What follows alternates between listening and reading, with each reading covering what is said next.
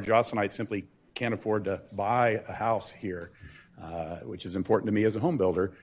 We can no longer afford to wait.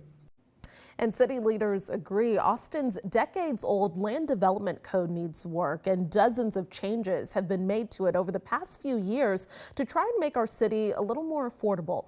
But as KXAN's Grace Reeder explained, City of Austin employees are overwhelmed trying to implement those changes.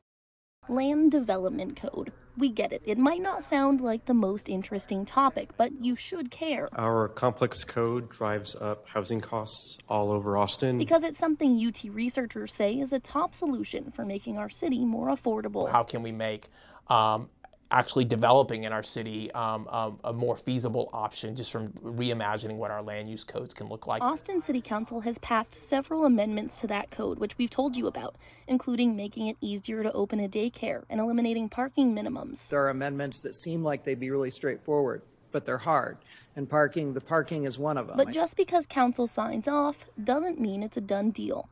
This month, council members on the Housing and Planning Committee got an update on where those changes stand. The city says they're short-staffed and have at least 30 code amendment changes they're still working through. Roughly a third of those staff haven't started yet. That's why council will come back next month and give a list of priorities. We have to choose if something is just, it's important to us, but we can wait 6 or 9 months for them to pick it up. Meanwhile, more items are expected to be added to that list. Councilmember Tito Vela says he's working on a resolution to change restrictions on building height after the Texas legislature failed to pass a bill to do just that. Grace Reeder, KXAN News.